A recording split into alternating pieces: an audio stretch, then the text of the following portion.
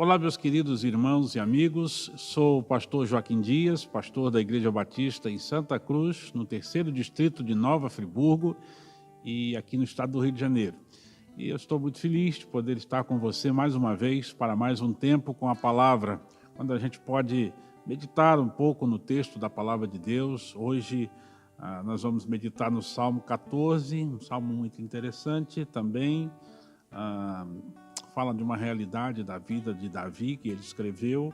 A gente não tem dados históricos sobre o Salmo, mas ele mostra como, de alguma maneira, a vida sem Deus produz desvios e corrupção, mas também mostra como a vida com Deus faz com que essa pessoa que vive com o Senhor desfrute da sua presença, do seu refúgio, da sua restauração e da sua alegria.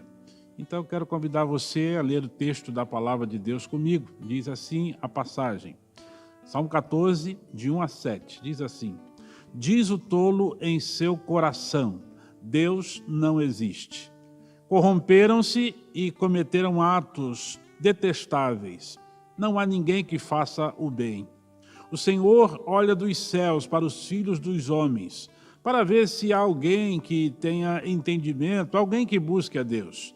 Todos se desviaram e igualmente se corromperam. Não há ninguém que faça o bem, não há nenhum sequer. Será que nenhum dos malfeitores aprende? Eles devoram o meu povo, como quem come pão e não clamam pelo Senhor. Olhem, estão tomados de pavor, pois Deus está presente no meio dos justos.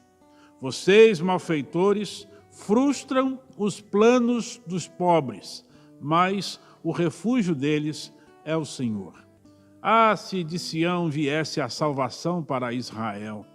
Quando o Senhor restaurar o seu povo, Jacó exultará, Israel se regozijará.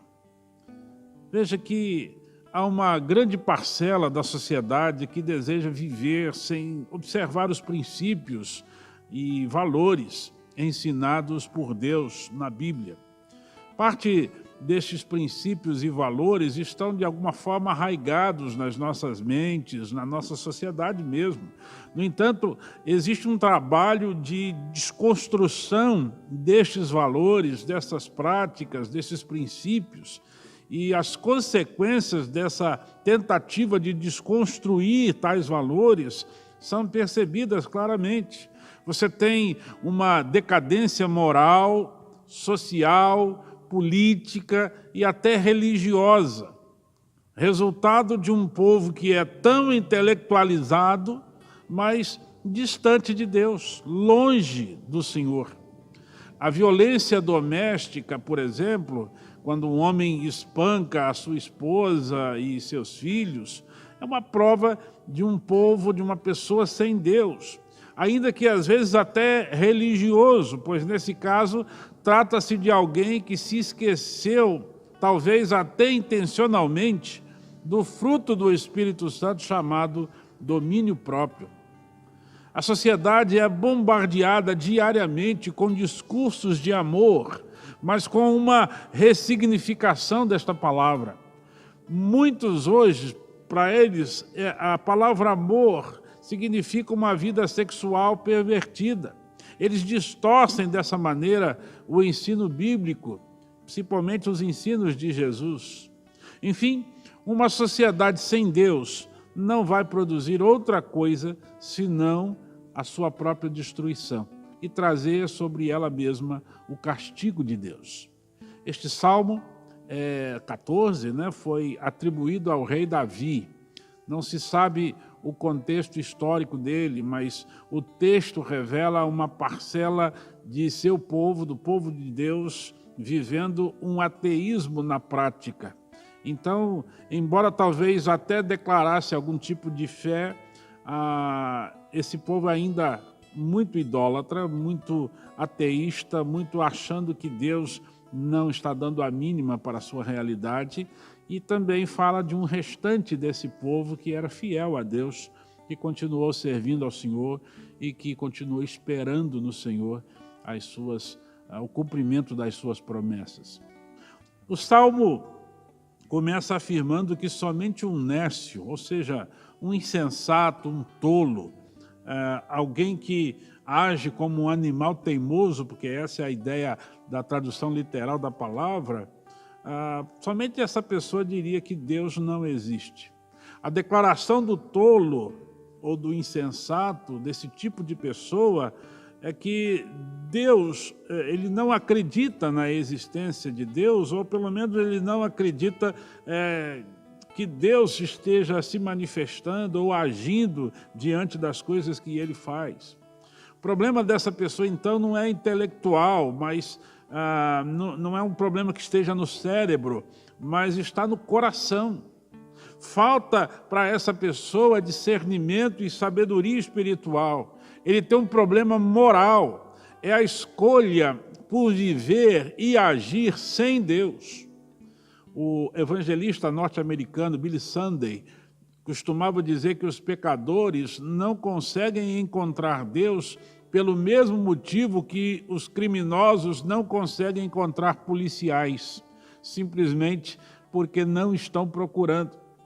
Observe como a escolha de ignorar a Deus leva o homem à decadência. Ele é tolo, porque ele se volta à corrupção em todas as instâncias na sua vida. Escolhe fazer coisas erradas e horríveis, coisas reprovadas por Deus, porque quer viver longe de Deus. O salmista continua mostrando que Deus olha para a humanidade em busca de alguém que pudesse fazer o que é certo. Mas ele não encontra ninguém. Todos, por falta de entendimento, por não quererem buscar as Escrituras, a vontade de Deus, a palavra de Deus, todos se desviam de Deus. Andam longe dele por sua própria escolha. E por andarem longe de Deus, sem desejar buscar o Senhor, todos se desviam, todos se corrompem e não há sequer um que faça o bem. Essas palavras são terríveis, pois mostra que, longe de Deus, o coração, a mente e a vontade do homem o conduzem para atitudes, comportamentos, atos que são desprezíveis, que só trarão dor, sofrimento e, no final, o juízo de Deus. Infelizmente, Deus olha para a humanidade e vê pessoas corrompidas. Gente que, de alguma maneira, deu as costas para ele. E essa declaração ela é universal, porque atinge a todos nós. Não há no ser humano qualquer possibilidade de salvar a si mesmo. Todos nós precisamos de salvação. Todos nós estamos inclusos nessa lista da humanidade corrompida que não tem acesso a Deus por força própria, que não deseja o Senhor. Todos precisamos, então, de um Salvador. Todos precisamos de Jesus Cristo. Todos precisamos da graça do Senhor sobre nós. Em virtude do pecado e do desejo de uma vida sem Deus, todos estão se distanciando dele cada vez mais. Então, ninguém escapará do julgamento eterno, a não ser pela graça e pela misericórdia de Deus, demonstrado em Jesus Cristo lá na cruz do Calvário, do seu sacrifício em nosso lugar. Veja o que está no verso 4, do verso 4 até o verso 6, porque o salmista nos mostra o que acontecerá às pessoas que querem viver sem Deus neste mundo. Aquelas que fazem questão de excluí-lo de tudo que pensa e de tudo que faz, olhando apenas para os seus próprios interesses e para os seus desejos pecaminosos. A pergunta que você encontra no verso 4 parece ser feita por Deus. Diz assim: será que nenhum dos malfeitores aprende? Eles devoram o meu povo como quem come pão e não clamam pelo Senhor. Veja que nesse verso os homens distanciados de Deus são acusados de explorar as pessoas mais fracas e pobres e de não invocar o nome do Senhor. Lhes falta entendimento, porque ele começa dizendo: será que não aprendem? Será que não vão parar um pouco para pensar, refletir a necessidade do Senhor, ao invés de amarem o Deus soberano? Essas pessoas que querem viver sem Deus o desprezam e ainda maltratam e exploram os que amam o Senhor. Mas o texto mostra que as pessoas que agem desta forma, desconsiderando Deus e desconsiderando a sua palavra, uma hora terão de prestar contas diante do Senhor. O Senhor aparecerá repentinamente para julgar a terra e Ele vai se identificar, com certeza, com aqueles que o temem, como está aí no Salmo 14, verso 4. O verso 5, o salmista faz um alerta. Olhem, estão tomados de pavor, pois Deus está presente no meio dos justos. Que interessante, porque essa gente que insiste em não temer ao Senhor, segundo o salmista, gente que insiste em não viver a vida debaixo da vontade de Deus, né, quer viver na desobediência, gente que desconsidera e que maltrata o povo de Deus, eles vão experimentar pavor repentino. O texto diz que Deus está no meio dos justos. E aí vem uma pergunta, quem são estes? Quem são os justos? Sabemos pela Bíblia, pelos ensinos do Novo Testamento, que o justo é aquele a quem Deus declarou assim, a quem Deus justificou, e isso só é feito por meio da pessoa de Jesus Cristo. É o que lemos, por exemplo, em Romanos capítulo 5, versículos 1 e 2. Deixe-me ler aqui. Tendo sido, pois, justificados pela fé, temos paz com Deus por nosso Senhor Jesus Cristo, por meio de quem obtivemos acesso pela fé a esta graça, na qual agora estamos firmes e nos gloriamos na esperança da glória de Deus. Como a gente viu aqui, os justos são os que se entregaram a Cristo por meio da fé, que creram nele. Justos são aqueles a quem, em resposta ao amor de Deus, também amam o Senhor, lhes são obedientes, lhes são fiéis. Estes, no meio deles, o Senhor está presente. Mas os que se afastam de Deus sofrerão as consequências da sua incredulidade, da sua desobediência, da afronta que cometem, da perseguição aos servos do Senhor. O salmista ainda alerta aos pecadores no verso 6, dizendo assim: vocês, malfeitores, frustram os planos dos pobres, mas o refúgio deles é o Senhor. Ao mesmo tempo que as pessoas que escolhem viver sem Deus tentam afligir o povo de Deus, atrapalhando seus planos, tentando desviá-los da fé, esses vão descobrir que não vão conseguir esse feito, porque o refúgio dessas pessoas é o Senhor. O povo de Deus pode até sofrer, e acredito que vai sofrer, mas ele nunca está sozinho. Nossa recompensa é a própria presença do Senhor. Ele está conosco. Ele nos dá o seu amor, nos dá o seu cuidado, a sua proteção. Ele é o refúgio. Deus é como aquele lugar de proteção para onde a gente corre quando as coisas estão difíceis, e Ele está ali para nos ajudar. Queridos irmãos e amigos, quão maravilhosa coisa é crer e confiar no Senhor. É ser aceito por Ele, por meio de Jesus Cristo, e saber que ainda que o mundo se levante contra nós, o nosso socorro bem presente na angústia, o nosso refúgio, a nossa proteção é o Senhor. Sempre e o Senhor. Glória ao Senhor por isso. Então, o salmista nos registra aqui no verso 7, dizendo: se de Sião viesse a salvação para Israel. Quando o Senhor restaurar o seu povo, Jacó exultará, Israel se regozijará. Meus queridos, Deus havia prometido a Israel que de Sião viria o Redentor. Isaías, capítulo 59, registra isso.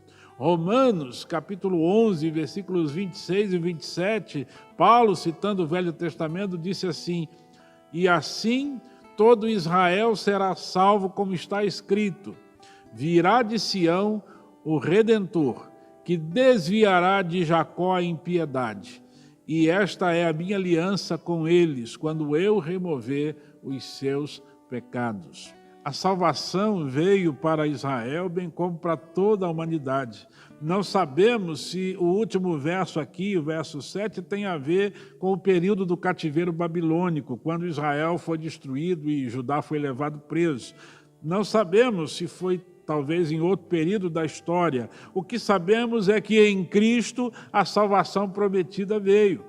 Agora todos, não somente os judeus crentes, podem se regozijar, se alegrar no Senhor, mas também nós, a nossa alegria está completa em Jesus Cristo.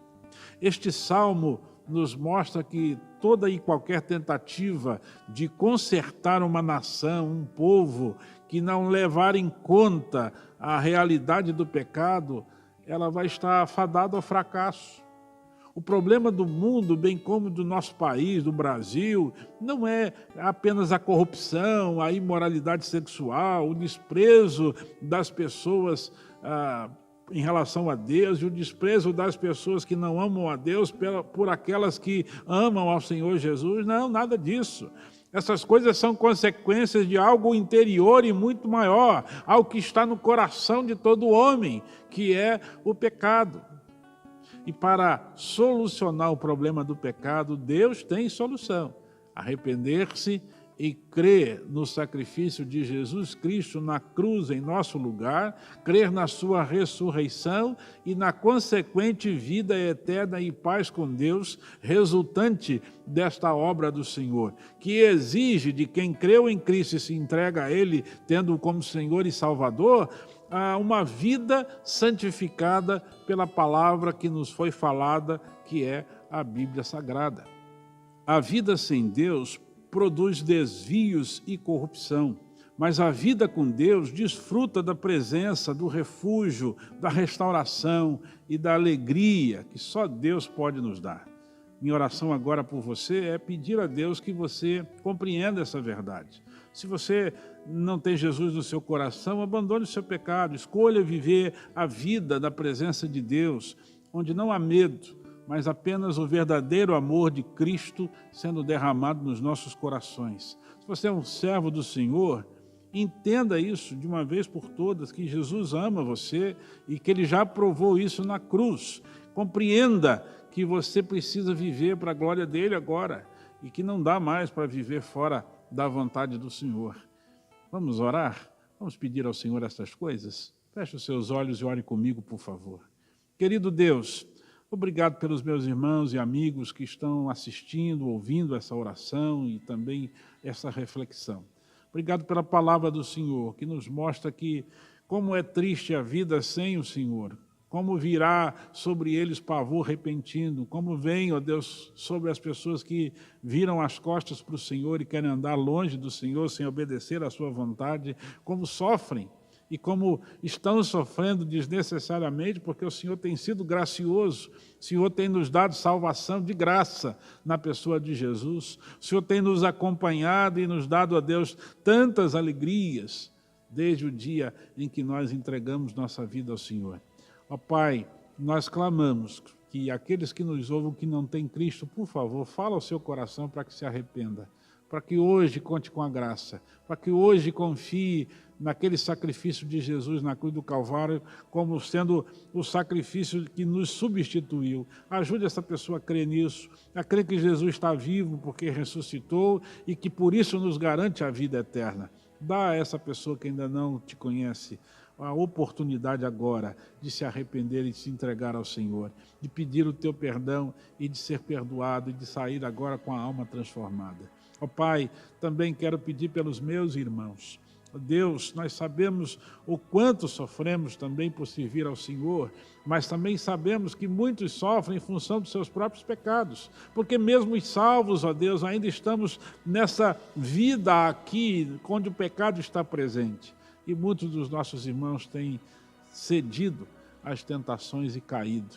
e eu peço ao Senhor que eles falem ao coração para que se arrependam e voltem, porque a Tua palavra diz que se a gente retornar para o Senhor também se tornará para nós. O Senhor é Deus perdoador, é Deus que ama, o Senhor quer restaurar as nossas vidas, o Senhor quer livrar até mesmo os crentes de atitudes e práticas que ainda são pecaminosas dia após dia. Ó Deus, nós sabemos que não somos perfeitos, nós estamos na Tua presença unicamente por causa da graça, coisa que nós não merecemos, por causa do sacrifício de Jesus e não por nossos méritos, mas não deixe, Senhor, que a gente faça uso dessa graça, que a gente se esconda atrás dessa realidade da graça para dar ocasião à carne, para fazer coisas que te desagradam. Tem misericórdia de nós, fala ao coração dos irmãos, para que também se arrependam e vivam em santidade e em novidade de vida por causa de Cristo, por causa do Teu grande amor por nós. Continua conosco, Pai. Obrigado pela Tua palavra,